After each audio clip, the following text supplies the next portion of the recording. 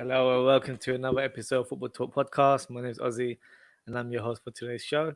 So another interesting match week for a number of teams, including Southampton, who beat the league leaders Liverpool, which we'll speak about in quite detail later on in the episode. Tottenham were back to winning ways, beating Leeds United. Manchester United are keeping their momentum in the sort of title hunt, even though it's a bit early to say that at this stage. And we've also got Arsenal back to winning ways. But the big game that I'd like to speak about today is the Chelsea versus Man City game. So if you watched the episode last week, I actually made this prediction of Man City winning 3-1. So if you took my score prediction on board, you probably would have won a bit of money there. Not that I'm promoting gambling at all. But yeah, we can get into the game now. So Chelsea started off quite well, to be fair. The first 10 minutes, they had a lot of the ball. But I think as soon as Man City found their sort of free flow playing, because they didn't play with an orthodox striker, Kevin De Bruyne was a false nine during the game. And for me, did a decent job, to be fair. Strange beginning of the match was when Rodri passed it back to Stefan, the American goalkeeper for Man City. Bit strange because the back pass was inside the area, but the free kick was given outside. So I'm not sure why that happened, to be honest with you. But yeah, the first goal was pretty good, to be fair. So Foden, who's back in the starting lineup, playing on the left side today, passed it to Gundogan, and on the turn just produced a great finish. Gundogan's been scoring quite a few goals recently as well, so fully deserves to be in the starting lineup, in my opinion. And the second goal was a nice pass from Kevin De Bruyne on the left wing, and Foden drives into the box with a nice, neat finish there. Foden's showing his sort of creative play, but also getting in the end of crosses as well and scoring goals, which is great to see from the youngster. And then the third goal was Sterling on the counter, running one-on-one, hit the shot that smashed onto the post, and then Kevin De Bruyne sort of did what all strikers do, even though he's not an orthodox striker, finished from the rebound. So, to be fair, great play from Man City. I think that's probably their best performance to date this season. And for me, it sort of sends out a message to the rest of the league, because they've kind of gone under the radar in terms of being known as the title challengers, for example. But I think it's safe to say they are in the running. Not that there was any doubt, but I think this performance cemented that, as I believe Chelsea were just simply outplayed and outclassed throughout the whole match. They just didn't have much for them. Kovacic had a chance later in the second half where he had a nice dribble, but he shot the shot was dragged wide. So for me, wasn't quite good enough in the end. Werner playing on the left hand side today, not today, during the game, and you had Hudson Odoi flying from the right hand side, getting a near post finish. So good finish for him. I think that's another goal for him this season. But yeah, Chelsea, they've lost the last 4 out of their 6 games, which is slight concern. I'm seeing online that people are already suggesting that he should be sacked.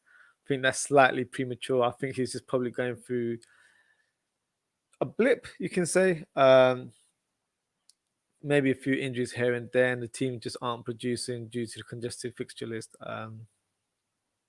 But we all know that Chelsea do have that tendency to sack managers when things aren't going well. Me personally, I don't see that happening in January or anytime soon. But end of the season, it may depend on where they finish. So I wouldn't quite say alarm bells, but worrying times for Chelsea. I think they really need to step up in their next fixture and try and get some points on board as well. I think they're going down the league now, and with Manchester United gaining momentum, Man City as well, it's going to be difficult to be challenging the top 4. So we'll see how their next fixture pans out. So the next game is West Brom versus Arsenal. So Arsenal were victorious. Another win for them. I think that's 3 on the trot now. Some fantastic goals, to be fair. My favorite was the second. Actually, no. Do you know what? The Tierney goal was pretty special as well. A lot of people have been saying that it was a cross, but no, it's a goal. Let's give the lads a bit of glory there. He had a great run on the left hand side, cut in, and nice right-footed curler, top corner. Fantastic start for Arsenal there. They did have an earlier on chance where Saka whipped in across from the right hand side, but I think he had too much pace for Aubameyang to sort of get a touch in the far post, which was always a difficult chance, more or less a half chance, to be honest. From a West Brom perspective, not many chances. Phillips had a shot in the first half where he was on goal, but it was pretty much straightforward save for Leonard there. But the second goal I quite liked. It was like the old sort of Arsenal where slick passing, a lot of 1-2s, nice pass from Rao Smith. Sorry, Smith Rao. Got that name wrong way around. And yeah, simple tapping for Saka there. So yeah, I think these two youngsters are definitely been a shining light for Arsenal in recent weeks, as it was looking quite dire in terms of where the next win was coming from. So yeah, I'm sure a lot of Arsenal fans are quite jubilant in terms of how the team are playing now and actually getting victories in the end as well. So just to highlight the third goal as well, Saka with a great run on the right. Ajayi bizarrely headed it onto the post. Quite weird in terms of how he tried to clear that. And Smith Rowe had a shot which got cleared, and Lacazette came in the follow up and scored the goal. So good outing for Lacazette as well. 2 goals during the game, so he scored the final goal. I think the final goal came as a surprise for him because it came at quite a bit of pace from Tierney on the left hand side, and it kind of ricocheted off his knee and went inside the goal. So nevertheless, 2 goals for him, on form right now. I think fully deserves to get a chance to lead the line. That would mean that Aubameyang has to play on the left, but in the end, you have to try and do what's right for the team. And I think they're playing well currently as well. So yeah, I think good win for Arsenal. Let's see how they keep their momentum going forward for next match week as well. So the next fixture, Manchester United versus Aston Villa. This was a really good game. Aston Villa definitely presented a big challenge to United. De Gea was pretty much quite active throughout the game, made a number of saves, and pretty much won it for Manchester United. Not that there was a clear chance of Aston Villa nicking the winner or equalising, but they were presenting a lot of attacks, especially during the latter stages. So credit to De Gea, definitely on the ball during the game. The first goal was a nice cross from Wan-Bissaka. So Wan-Bissaka's not very known for his attacking play. So it was nice to see him bombing down the right-hand flank and produce a nice cross for Martial, who scored a header, which wasn't too easy, to be fair. He had to dive in to try and get sort of advantage and in between the defender and goalkeeper. So well done to Martial regarding his first goal there.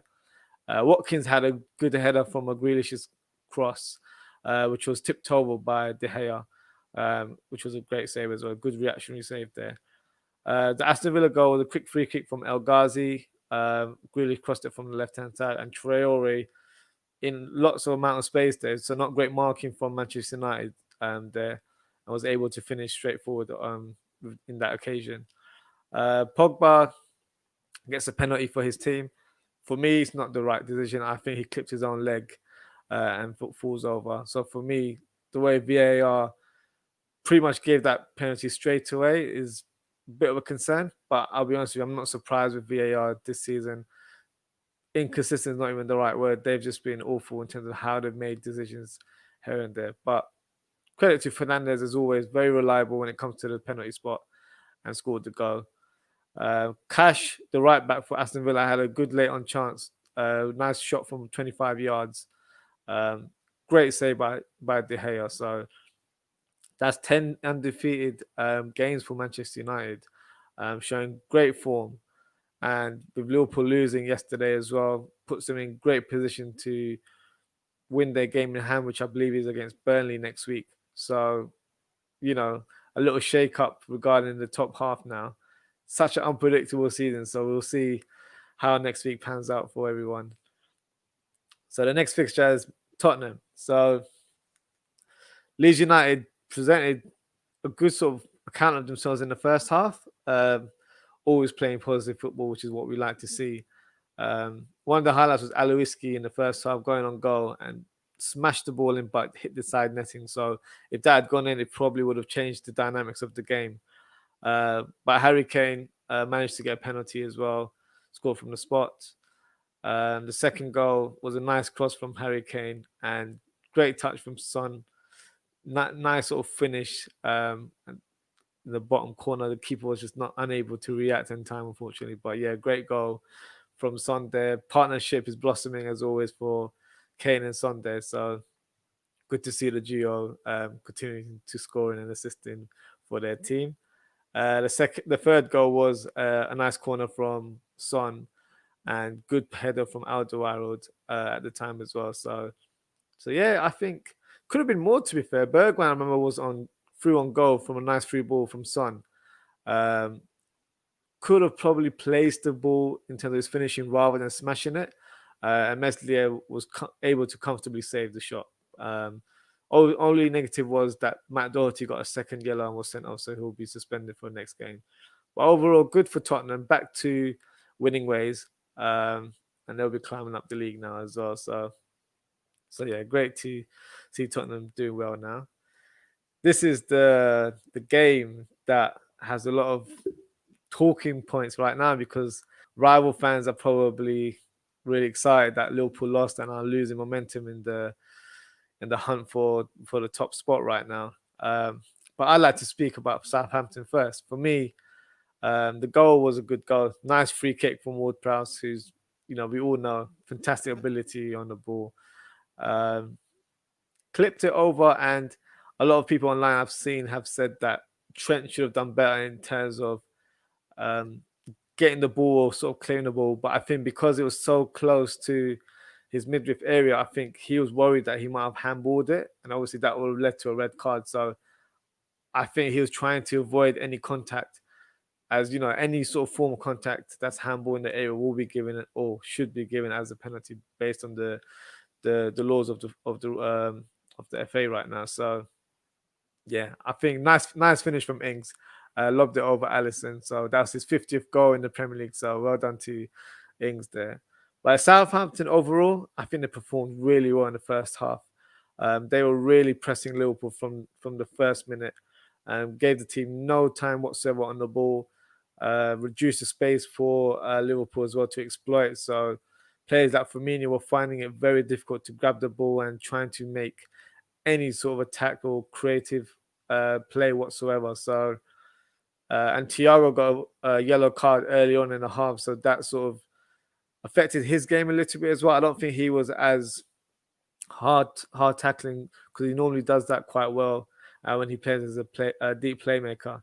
But his game was slightly affected. I think he was being a bit more cautionary in terms of his passing and making tackles as well. Bit surprised with the reaction from the Southampton manager towards the end. Wasn't expecting that, to be fair, but I think the emotions got the best of him. If you think about how Southampton were playing last year to how they are right now, it's a complete turnaround.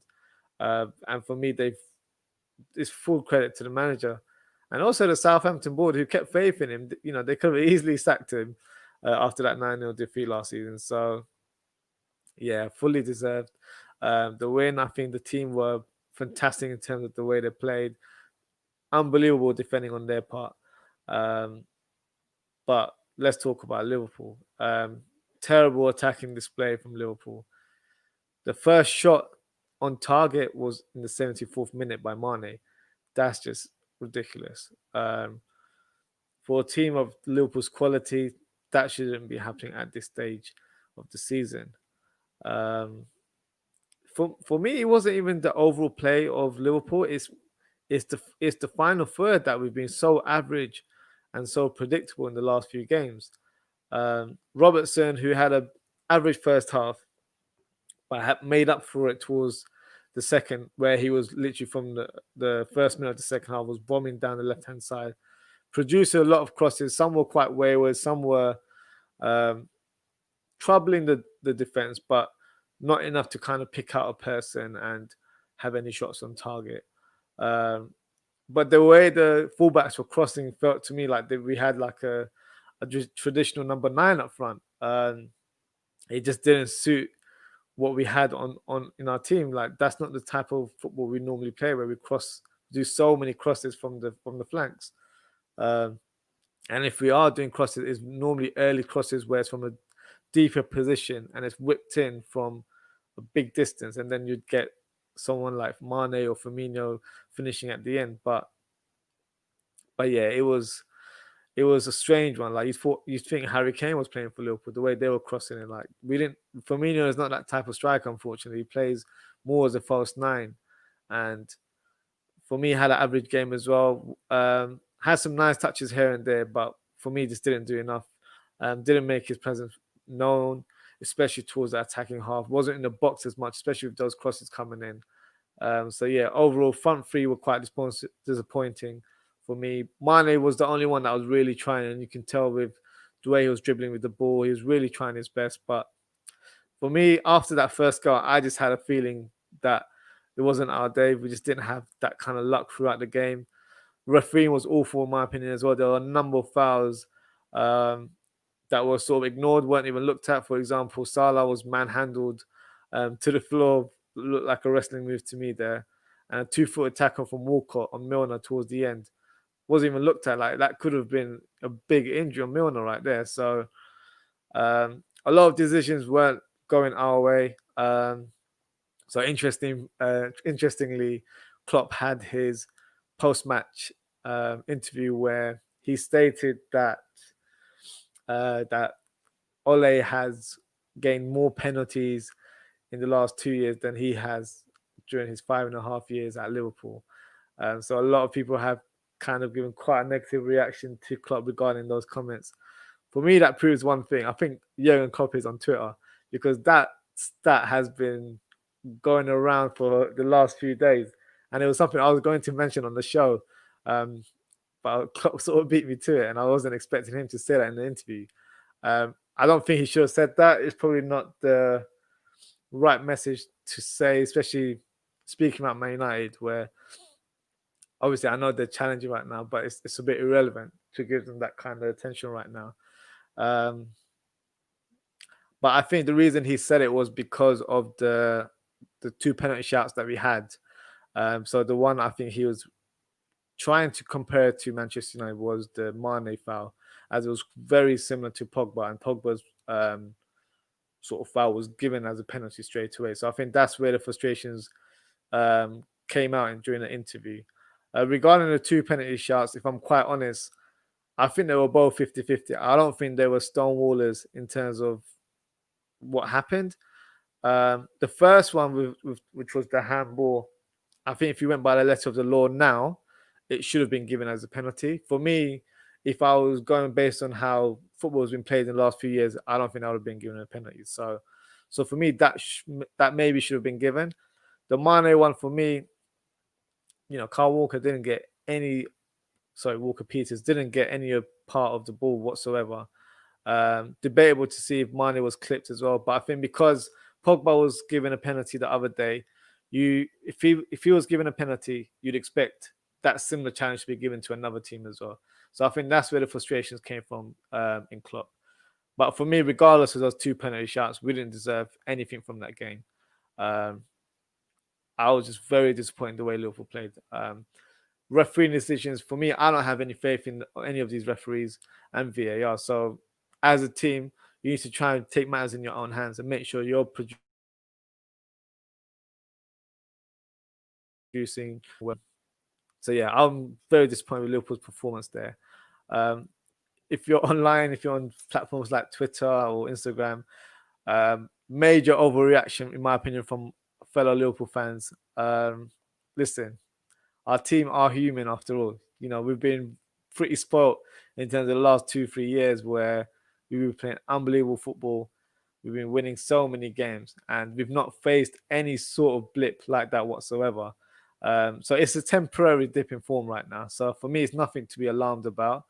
I think once we get that first first goal, it'll change because we've only scored one goal in 3 games, so it's not a good stat regarding how we're playing right now. But you have to keep the faith. There's no point of throwing your your rattle out of the pram. That's not how football works.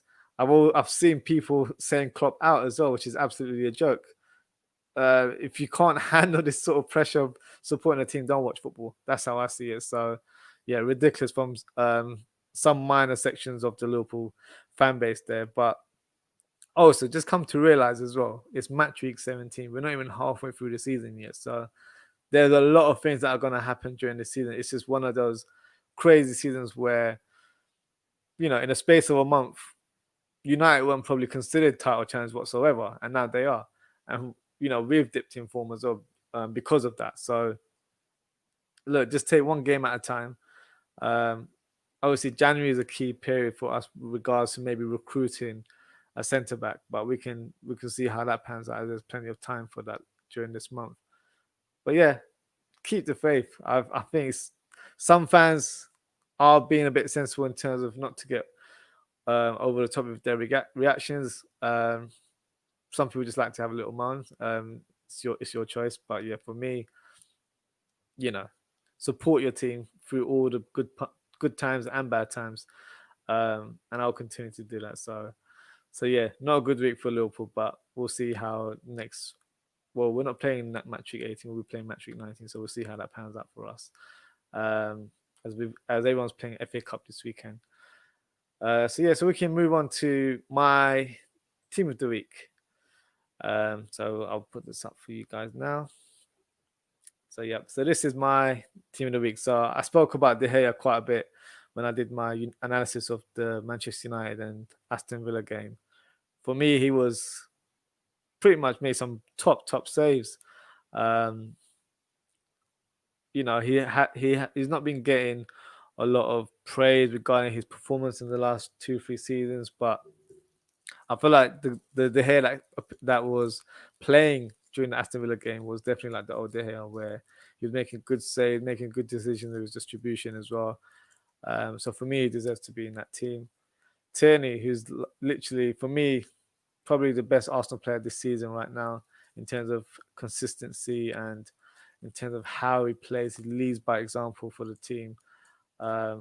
Great goal to open the scoreline there and then provide an assist for Lacazette towards the end. So definitely deserves to be in the team. So Wolves is Saiss, who scored over the weekend as well. Has had a couple good weeks. So even the game against Liverpool as well, he was quite dominant there. Sorry, not Liverpool, Manchester United, where they played last week. So he was quite dominant during that game as well. So for me, he deserves to be in the team based on his recent performances. The first centre back I found a bit tricky because it could have been a number of Southampton players. So it could have been between Bednarak, Stevens, and Walker Peters could have been considered here as well. But for me, I remember Bednarak made some couple good clearances towards the end of the game. So that's the reason why I've gone for Bednarak in the team. Eze. Now, if you saw the goal, you'd know why he's in my team. That goal was unbelievable. Reminds me of the goal that Son scored last season against Burnley, where he had that solo run from his own half. Pretty much identical. And I've had Eze in my team quite a bit. For me, he's been one of the most exciting players this season. And if I was to make a prediction, I'd hope that he gets the Young Player of the Year award. Because for me, he's been that good. Has made such a positive impact at Crystal Palace. Great all-round play. Has a lot of flair about him as well, but produces the goods as well for me. So yeah, definitely deserves to be in the lineup for me. Gundogan. So he's always just missed out in terms of my last few team of the weeks. But for me, I feel like he deserved to be in this week. Showed a great performance against Chelsea and scored the opening goal as well. So for me, ever present in the team right now, and is very consistent in terms of how he plays. So hopefully he doesn't get any injuries, because that's been his downfall during his time at Man City, where he does tend to get injured quite a bit. But in terms of his quality of play, I don't think there's any doubt in terms of what he produces. So my following centre mid is Tielemans. So another positive performance from him. Leicester, who had a great result over the weekend as well. For me, he's such a great player in terms of he can defend as well, but go on and attack. His goal in particular, where he smashed it in, shows his variation as a player as well. So yeah, it was great to see him score during the weekend as well. And on the right hand side, I've got Saka. So Saka, you know, what can I say? He's just been such a fantastic player for Arsenal in recent weeks.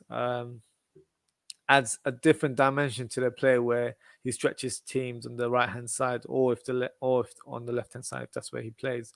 But his delivery is unbelievable. Like he really whips in nice crosses. So for me, he's been that shining light for Arsenal right now, and hopefully he continues his form this season. My number 10 is Madison. So Madison, who scored on the weekend as well, has been pretty much one of Leicester's top performers this season, especially in recent weeks, as he's been on the score sheet as well. For me, definitely deserves to be in the team. I think he played such a great game over the weekend. So my strikers, you can probably notice that De Bruyne is playing up front. You're thinking, why is he up front? Well, during this week he played as a striker, so that's why I've played him up front. Scored a goal as well, but in terms of his overall play, definitely changed the dynamics of the team, and I think Chelsea found it very hard to mark him during the game and weren't able to close him down much. So tactically, it was a good move, but I think it wasn't just based down to tactics. Unfortunately, City have a lot of players unavailable right now. Aguero's, I believe, is injured as well. So um, great victory considering the issues that they're having off the field as well. And Lacazette, who grabbed a couple goals over the weekend, um, fully deserves to be in the starting team of the week. I did have it between him and Ings, who I feel like scored a great goal. So I was considering putting Ings there, but I think Lacazette for me has shown great form. So that's the reason why I've picked Lacazette. So yeah, so that's my team of the week there. So we can go into some transfer rumors. So we're officially in January now. We're going to see quite a bit of rumors coming in. The first week of this month has been quiet regarding some stories linked, but one rumor that's been quite prominent recently is Sven Botman to Liverpool. So, as it's been well documented, Liverpool are in need of a centre back, and quite desperately now, considering how we played Henderson and Fabinho as our centre back, and Milner came on as right back towards the latter stages as well. So, a centre back is definitely needed at this stage. In terms of what we're hearing from journalists that are reliable sources, that the owners aren't willing to pay or spend any money during this window. So that's a bit of a concern. But you can't read into these sort of stories too much, as I think they'll probably have to review the recent performances and realize that there needs to be some level of investment into the club.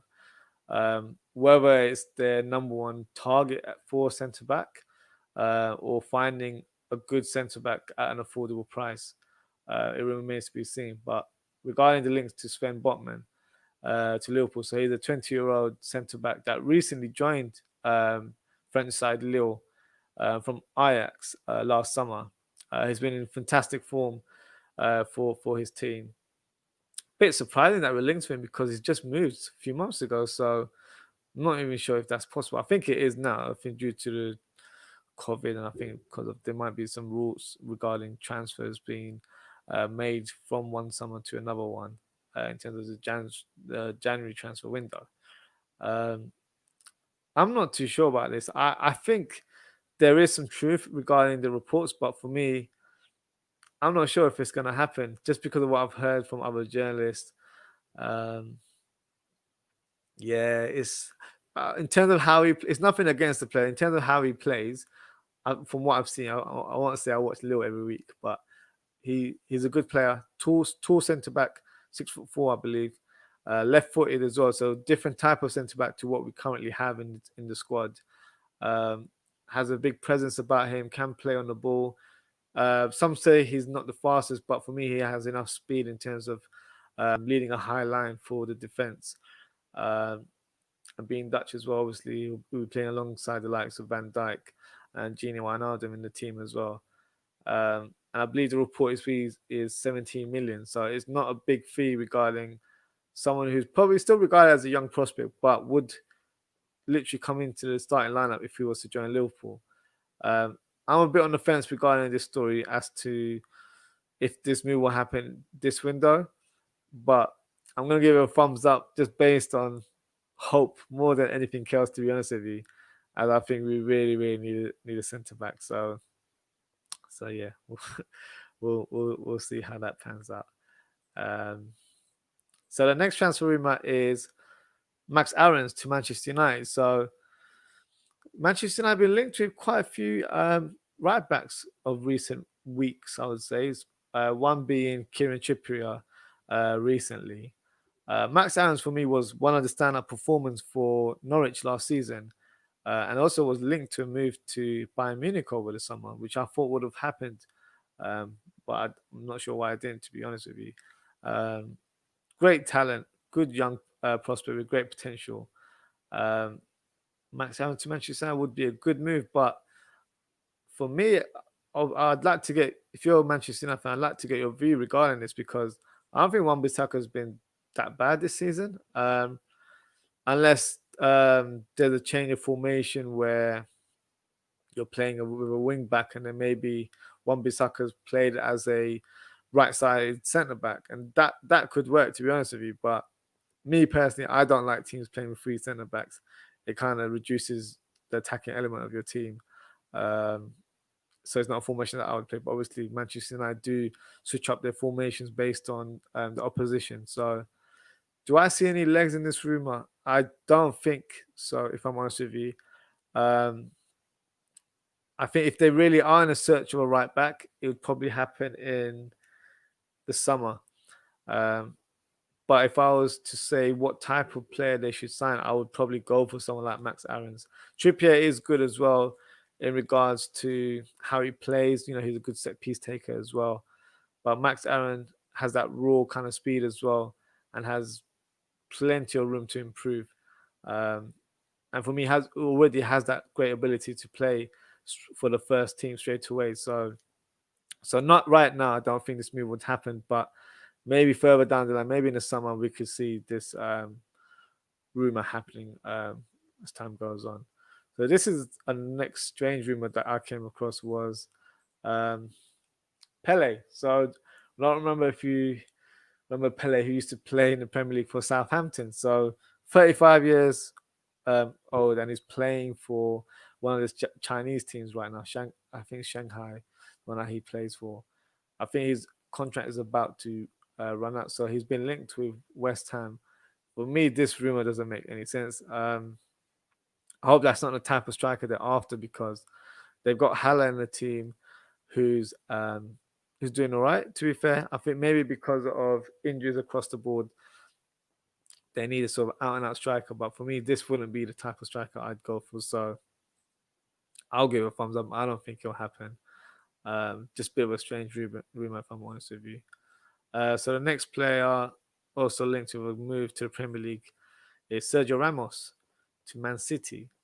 So currently it's been reported that he's not agreed terms for a new contract. So this would mean that he's able to speak to other clubs at this stage in order to get a free transfer move in the summer. In the summer. So this move wouldn't happen in January. I don't think. But can I see this happening where he comes to Man City next season? I kind of think he might, because he's still able to play at the highest level right now. So it's not that he's at his latter stages and he's not able to play first team. And probably Man City can look at Thiago Silva as an example where, despite your age, if you still have the ability to play, why not? And I think it would be a good addition to have to the squad, where he would add a lot of experience to the team, and probably help the youngsters that are in that squad as well. So I'll give that thumbs up. I can actually see that happening, but not for this window. I'd say for January. So that's my verdict on that. And then the final transfer rumor that I'd like to speak about is Olivier Giroud to Juventus or AC Milan. So he's been linked to both of these Italian teams. Giroud always gets linked to different clubs every transfer window. For me, he's not deserved. Such a reliable player in terms of his consistency, and whenever he does play on the pitch, he's always scoring goals. I think the rumor is coming about because he's the main number 9 for the French national team. So with the Euros coming up in the summer, he's not playing as regular as I think he would like to. He's maybe thinking of moving away. And his French coach as well, Deschamps, has said publicly as well that he needs to come up with a solution because if he's not playing games, he might not be considered to start for the team. So, in terms of where he would go to out of the two, it would most likely be Juventus. But I'll be honest with you, I don't think there's any legs in this rumor personally. But if we were to say how he would fit into either of those teams, he'd probably fit in at Juventus, I think. AC Milan do play with a striker up front, but they've got Zlatan, and they've also got the Portuguese striker Leao in the team as well, so he wouldn't get games there. And with Juventus, they've got Dybala and Cristiano Ronaldo, but maybe Dybala could play as a number 10, and then you've got Cristiano Ronaldo and Giroud playing up top. Me personally, I don't think this will happen. If I was Giroud, I probably wouldn't move at this stage as well because he is getting games at Chelsea. It might not be as frequently as he liked, but I think if he had moved to another club right now, it might take time, especially because he's never played in Italy. So it might take time for him to settle there, get used to the way the players are playing as well in terms of the team ability. If he's trying to do it to make sure he's in the Euros, he's probably better to stay put and fight for his place in the team. So for me, I don't see any legs in that rumor there at all.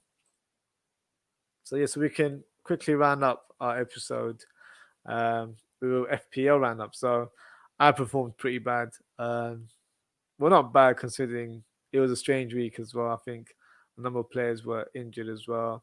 I got 45 points, so wasn't overly pleased. I think Sid's probably got half of that. I don't think Sid's updated his team, to be fair.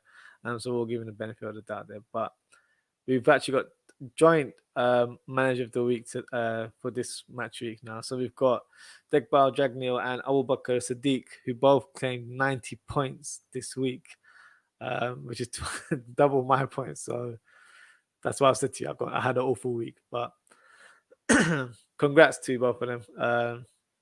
They're doing really well in the league. So yeah, I've got a lot of work to do, disappointingly. But yeah, we'll see how that pans out. So match week 18 takes place next Tuesday. So for me, one of the standout matches is Burnley versus United. If Manchester United win this game, they will be 3 points ahead of Liverpool. And then Liverpool play Manchester United the following week on the 17th. So crucial game for Manchester United.